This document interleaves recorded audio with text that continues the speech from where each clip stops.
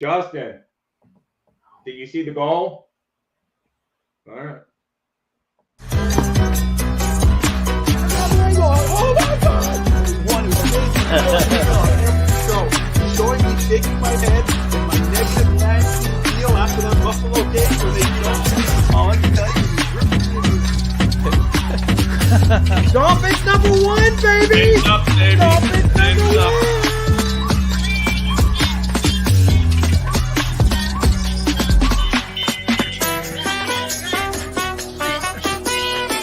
I swear, if a certain quarterback is mentioned in the comments. Hello, everybody. Welcome to Real Talk Fins Talk. I'm your host, Steve Malloy, and joining me, as always, tonight is Rob Mosley, a.k.a. Dolphin Thirsty. How you doing, Rob? Doing great. Thank you very much. Always fun over at Dolphins Thirsty and dolphinthirsty.com. Come watch. There's a new trivia up there. There's about what have the Dolphins done since, December 30th, 2000. I mean, since 2000. It's a good article through the history on where we've taken some missteps along the quarterback route. And it's a good read. Let me know if I missed anyone on that end, guys, if you want to check that out. And as always, check me out on Dolphin Thirsty Network here on YouTube as well, and give me that like button and subscribe. Thank you, guys. So anyway, how are you doing today, sir?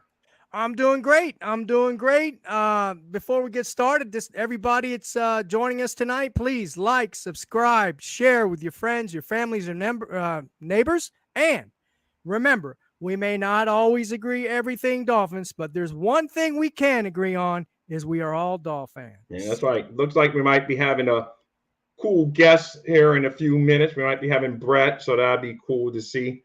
All right. Sounds good. We'll talk about this draft. We'll go ahead and get started a little bit. Rob,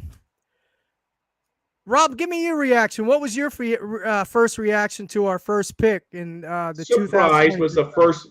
Not that the minute it happened, I was a little silent and surprised, but never disliked the player from a minute. I like the player from the get-go. He's a good quality player, same as the second pick we'll get to in a minute.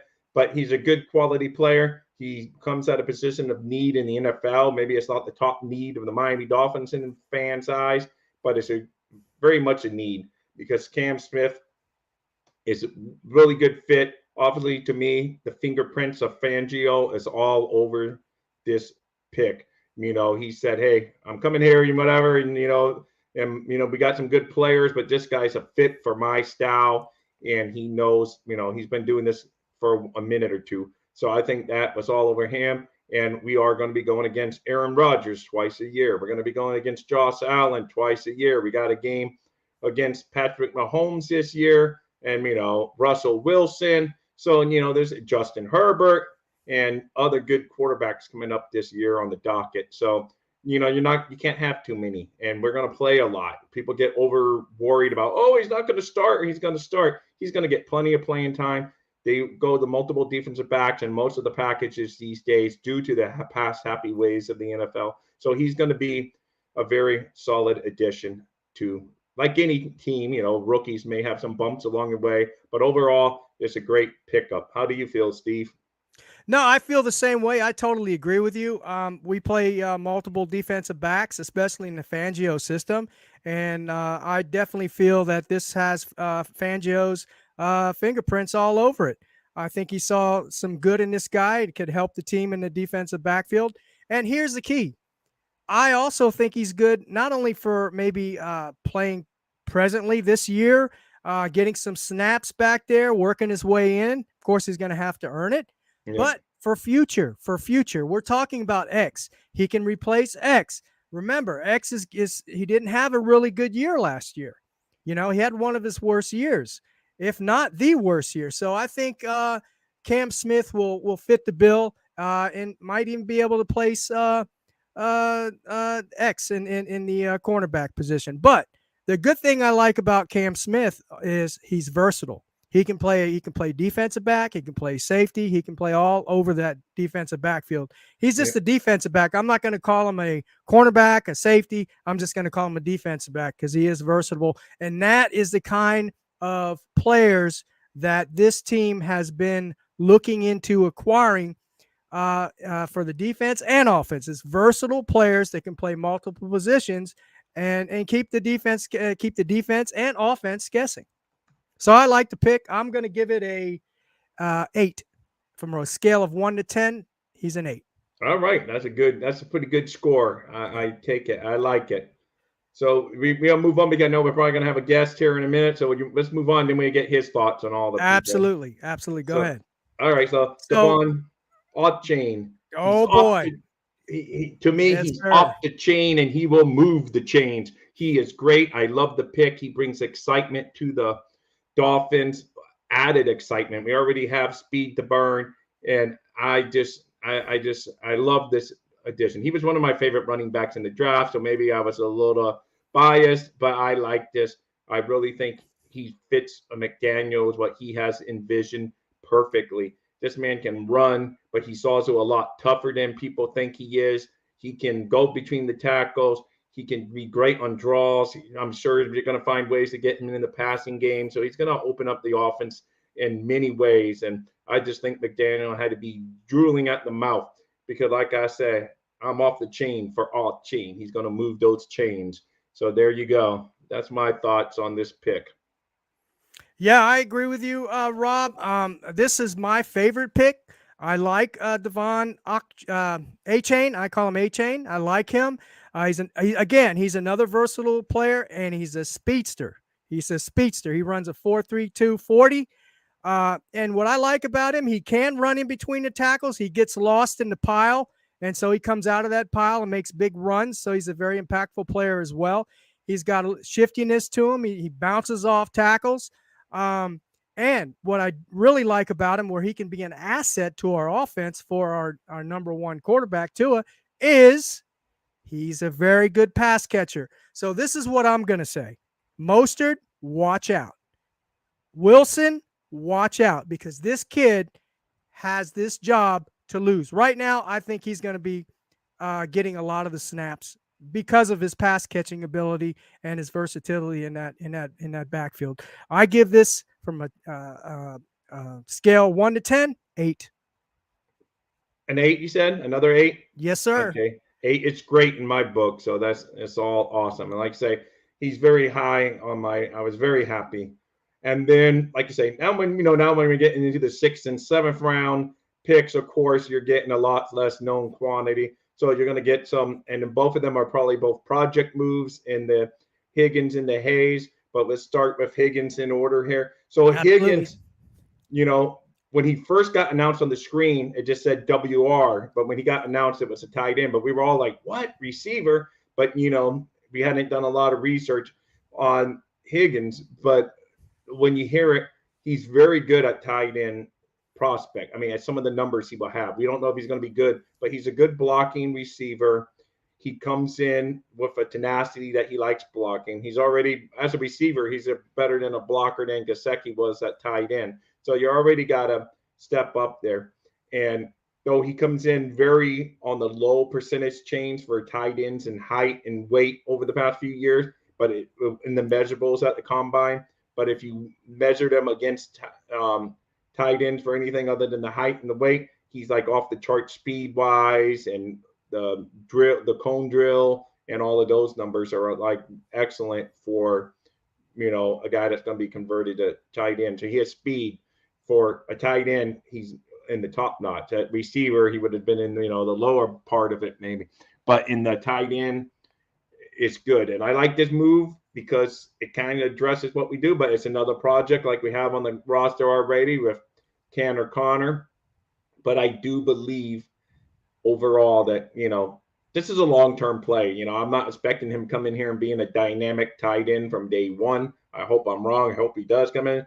But it's, to me, they're going to go with, they got Smite and they got Silver, whatever. I always screw up his name, Eric. And then he's going to, he's going to compete with playing time maybe with Tanner Connor. That's how I see it developing. But overall, I mean, like I say, this is a project, so it's a grade in process. But in the 6th round, you get a guy that has really good measurables and the speed and everything for the tight end position at that point in the draft. I can't complain. Yes, he can block. He hasn't done inline blocking. Back it up, Ben's podcast, but he has done blocking as a receiver. But he said in his own little press conference he had via the media, through the one of these networks like this, one of these telecasts. He said he's gonna be, he's willing to try. He's never been asked to inline block, but yes, he can block. And he's a willing blocker is the good thing, and they've already told him. And most of the teams that met with him before the pre-draft process did all envision him as a tight end, and that's how they were looking at him. So it's not like the Dolphins. Oh, they're just thinking they're smarter than everyone in the room. Every team that they met, everyone he says he met, they all envisioned him as a tight end. So it's like Miami wasn't thinking, that they're smarter than everyone else on that. So we will. Evan, be Mr. Positive. Well, here's my take, Rob. I got a little different take. And look, when they first called his name out, Elijah, damn, I forgot his name now. Elijah Higgins. Yeah. See, I didn't even know who he was. But you know what? I was watching a podcast just a few minutes ago, and they had the big dogs on there. They had Barry Cunningham, Dudley Do-Wrong, and had TD Finstock. Wait, you didn't say Dolphins Thursday. They didn't have the big dogs. No, well, you're right. You're right. Finstock or Evan Posner. They didn't have the big dogs. But anyway, they had some dogs. So all right. They did have some dogs. Okay. But anyway, what I'm saying is I was very surprised on TD's take on this guy, Elijah Higgins. He was very high on him. I didn't know much about him. After I did a little reading on him, and I said, okay, he's a willing blocker. He's got good. He can catch. But what I like about him, and this is something that I didn't even think about this. TD did, as I'm saying, I'm giving him the credit for that. I can't take the credit for that. He's versatile. He can play in the slot as a wide receiver, and he can play tight end. Yeah, and he can play tight end. But here's the thing: he's one notch better than Jazeki. And you know what it is? He said in a conference when they were talking to him that he'll do anything. If he has to be an inline blocker, he will block. And you know what? He is a good blocker. He's a good blocker. Very good blocker when he played wide receiver. And he's a good pass catcher, and he's very quick. He's quick for a tight end. I think he runs like a 4.4 or something like that, a 40. So he's very fast. So this has McDaniel, Mike McDaniel's fingerprints all over it. This is the type of guy. Same with Octane. Fast, versatile. You're not going to know where they're going to put him. He can be a wide receiver. He can be a running back. He could even play running back.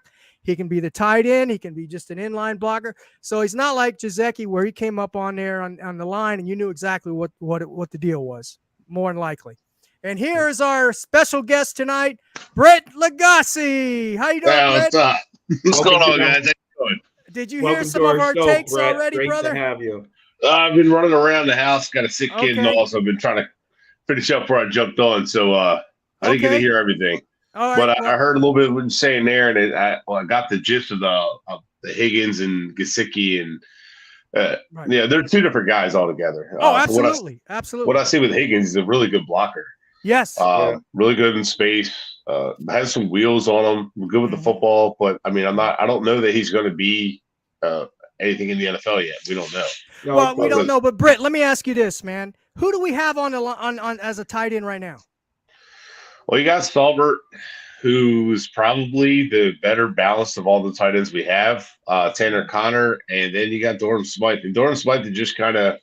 That's what I'm saying. That's what I'm saying. I think the kid has an opportunity, to make this football team and possibly get some reps. Yeah, I think he will. So the one thing that we have here is when Tyreek Hill and Waddle were kind of like shut down in a sense when they were bracketed, it made it really easy for defenses to take them away, and Tua really didn't have anybody else to throw to. He didn't have a trusted number 3 option. Mm-hmm. And Craycraft, we've seen him step up here and there, but he's more of like a 4th option. And he does some dirty work underneath. He plays special teams. He blocks, and he should and probably will make the team because of it. As far as like the rest go, it's kind of no one really stepped up. Cedric Wilson didn't step up. Mostert was there. The looks for Alec Ingold and Raheem Mostert were there. Tua wasn't looking for them enough. Gesicki and Tua were never on the same page. For some reason, Tua wasn't thrown to Gesicki. Yeah. So the opening for another receiver is there. The difference with Higgins and Gesicki is you can put Higgins in the same kind of role as Gesicki, not in line, but he's going to give you a better chance to block. So the defenses will be fooled a little bit more. They might have to say, oh, you know what, this kid can actually block. We're going to actually have to play that side. They could actually run that side. They're not going to run away or put him in motion and get cute and run away from him. Because Gesicki, he tipped the defense's hand. And back when Bobby and I were on Dolphins Talk years ago, when Gesicki was when that tight end draft class was there, I actually mentioned Durham Smythe and Mike Gesicki as guys that I liked but wasn't huge on because I really wanted Dallas Goedert and I really thought and Mark Andrews. I really thought those guys were the best of the group, but and we missed out on both. Yeah. And part of the reason is because they could block. And while Andrews had the size to be able to be an adequate blocker down the road, he was a willing blocker, just wasn't a good blocker. But look at him now; he's actually a good blocker. Yeah. So he's adequate, and that's the thing. Like and Gesicki never gave me that height. So when we franchised him, I was hoping it was for a trade. It's nothing against Gesicki, but he doesn't block from a tight end perspective, and it tips the offensive hands. So with Higgins, at least they had to say, hey, he can block, and I hope that they can use him in that role where it says, hey, we have to respect him. They can run to his side because he absolutely can block. Yes. And they're getting success there. And then he could be a third option. And then A-Chain is also another option to spur that wide. There we go. Out of the backfield. Yeah. So early on, you should get production out of these guys. Yeah, So, I agree. I agree. We're going to talk about Hayes real quick. And then go ahead. We can go back. I want your take. What's your take on Hayes? Take on the first 2 that Steve and I already discussed before you came in, the first 2 picks, which you just mentioned a little bit about A-Chain. But so real quick on Ryan Hayes, from what I said, I hadn't done anything before the draft, so I didn't know too much about him. He's been a left tackle for a major football program for the past couple of years. He's obviously, people are saying, and I do believe Brett's on board, if he's going to, his position in the pros is going to be best suited probably for guard because of some of his footwork and length that he plays with. But I mean, he's played for a major football program. He's going to be a project from what I believe, but he is a guy that is powerful at the point of contact and can move people around. Just like the kid we picked up, we would do the UDFA in a minute, the list I got up there, but we picked up the kid from Michigan State, who's another tackle from that same conference, smash mouth football type team. So that's what my take. I will, unless you want to chime in, Steve, since you're the main host. Yeah. Real quick. Yeah. Yeah, that's right. You do like him. Yeah, I agree with you 100%. Look, and you said it. He comes from a pedigree of Lyme in Michigan, right? And he played with Jim Harbaugh, right? So he's got I think he's got the talent. I think he's got the potential. If the worst he could do is maybe be a give competition to the left guard position. I know we got Robert Jones, right? We got Eichenberg playing the left, so he'll add some competition to that bunch of guys. And who knows? Best man wins. He may win. Who knows? Yeah. I mean, I give him a let me give my rating. I think I had him here at a 6. From a scale of 1 to 10, about a 6. 7th round, I mean, that's in the 7th round, they're ask all for more. looking at projects. Yeah, there are projects, but I think he's a project that has a potential to make a name for himself especially on this team. Yeah. But now we want your take, Mister. You're the one that analyzes really well there, Brett. So. Well, so I didn't get to do much homework this year for the draft, but after the draft, I did a lot of watching, figured out like what we have. And some of these guys I already knew a little bit of, but the thing with Michigan guys is that I do like up front is that they're physical at the point of attack, that they do want to bully you. And this is the first offensive lineman outside of Hunt we've drafted that actually does like to get physical, but he's a little light. Good point. He does struggle with power pass rush moves. So my problem with moving him in the guard is that he's going to get bullied backwards like Eichenberg, where I still think Eichenberg's better at tackle, but I think he's a lot like Eichenberg in that sense. Okay. So where I'm not sure that where his home is in the NFL. But I do like how he's more aggressive than Eichenberg is, but I do think he has some potential. Although, believe it or not, I think Eichenberg has a higher ceiling than Austin Jackson. No, that ceiling's not very high. Yeah, I know. I was gonna say, come on, man. Yeah, I was gonna say it's How much higher? Right. Yeah. So I don't know, but I think they're hoping to get these guys to like reach the next level, but we need depth and competition. And I don't mind in the 7th round. I don't really mind kicking the tires on a tackle that can maybe play guard. I don't care. Like if he doesn't work out, I don't care that he doesn't work out. It's fine. Right. It is what it is. If you get a serviceable backup swing tackle out of it, it's a good pick. And that's how I kind of look at that with the 7th round offensive tackle. And that's how I look at it. That's how I look at it. A and in his little press guy. conference with the media, he said the Dolphins talk about him on all the positions other than center, basically. That he be comfortable at right tackle, left tackle, or inside, and so he's willing to try anything. So maybe even at right tackle, he can. He'll give it the old college try, right? Yeah, and the thing about him is he's slender or frame, right? He's just pushing 300, 6'6", 300. So he's a little bit leaner at tackle, right? Yeah. But he's not small. He's got power, and he will block. But he's more like he doesn't have that athleticism and explosiveness. He's more of a technical guy, a technician. I mean, but the last person we had like that was kind of a finesse type of player. Man, what was his name in the bully game? I kind of blanked his name from Martin, John Martin. Yeah, Jonathan Martin. Yeah. Yeah, Jonathan. But I think, but he's way more aggressive than him. But but as a pass blocker, he's okay against speed, but he struggles against power. But as a run blocker, he does pretty good. So there's something there to maybe build him up.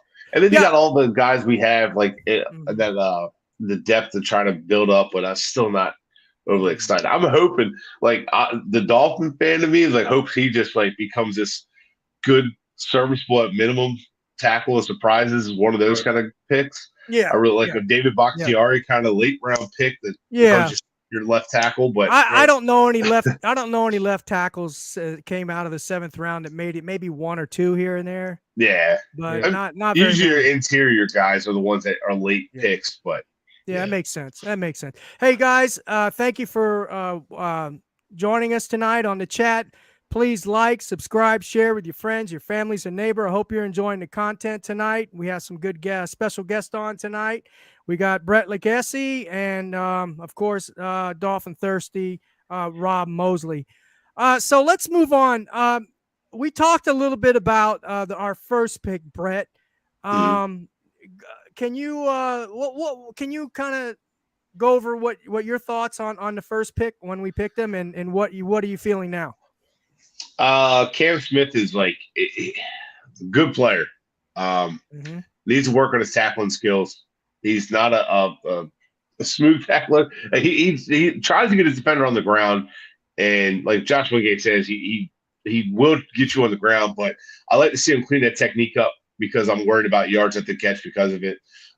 He's better fit in zone because he doesn't mirror very well in man, but he does a very good job of staying on top of the receiver, staying in the passing lane. So he is going to be a good fit in zone. I think he's a great fit. I think he's got that confidence. I think he's going to benefit from Holland and how they're going to use Ramsey, which the word is that Ramsey's going to move around like he did in Jacksonville. Right. Like the Chargers used Derwin James, which makes me excited because I was a huge Derwin James fan. So that allows Cam Smith, Kader Kohu, Xavier Howard, all the guys underneath to kind of do what they need to do. And it's going to take some pressure off of them. And I think Smith is a perfect fit. My hope is that he sees playing time right away. If not, it was kind of a pick for the future, which is frustrating because they could use the help now.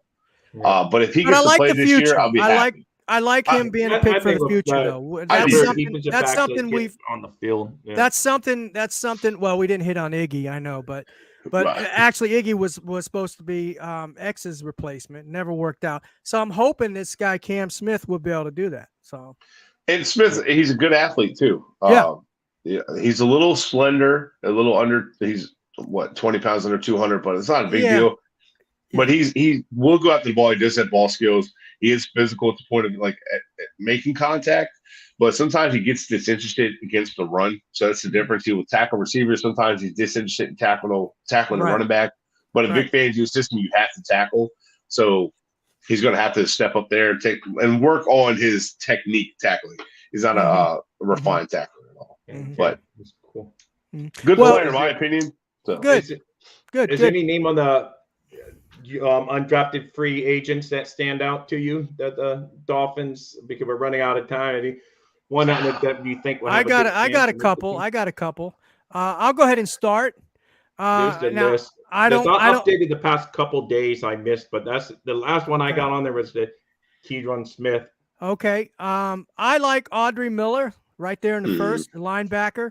I like him. I like him a lot. I don't know a lot about him. I've heard that,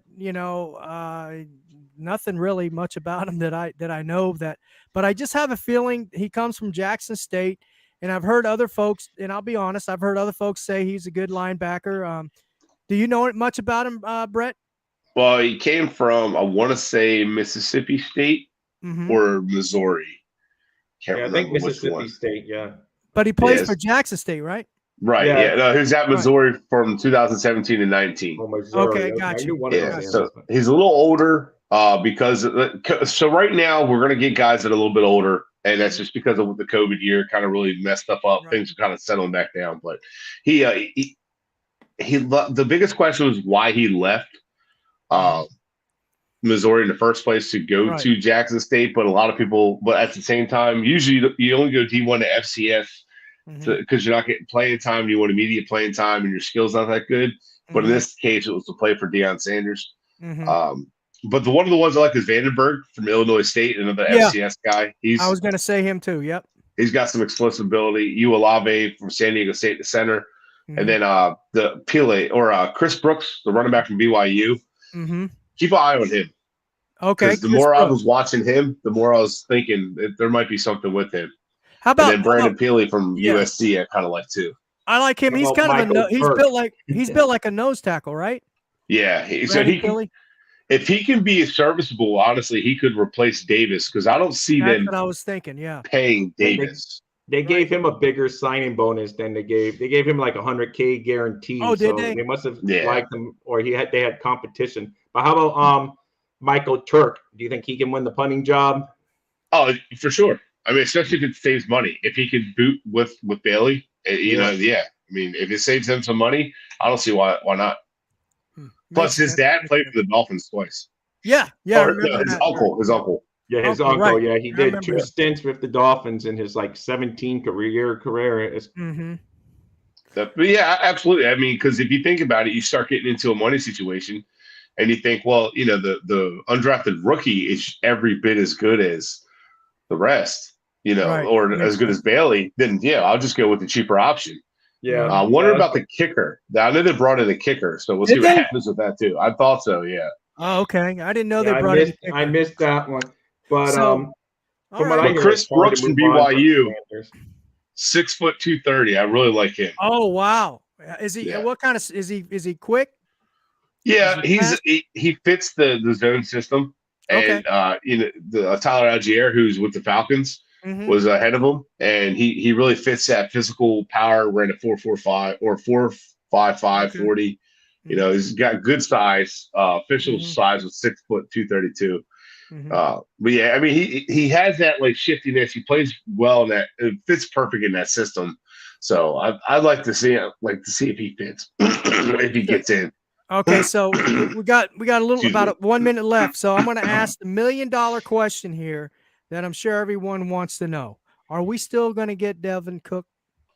Well, I don't see why he'd be off the table because a Chain and Mostert are different backs altogether. And Wilson, excuse me, somebody just called Wilson. I like Wilson. I like the backs, but I don't see them as every down backs. And to me, Dalvin Cook is better than all of our backs right now. But you think him through a trade or more or less hoping that they cut him and then you go after June 1st? Probably after June 1st, but I think at some point the Vikings will cut him if the trade's not done. Right. That's what I'm thinking, hoping for. Yeah.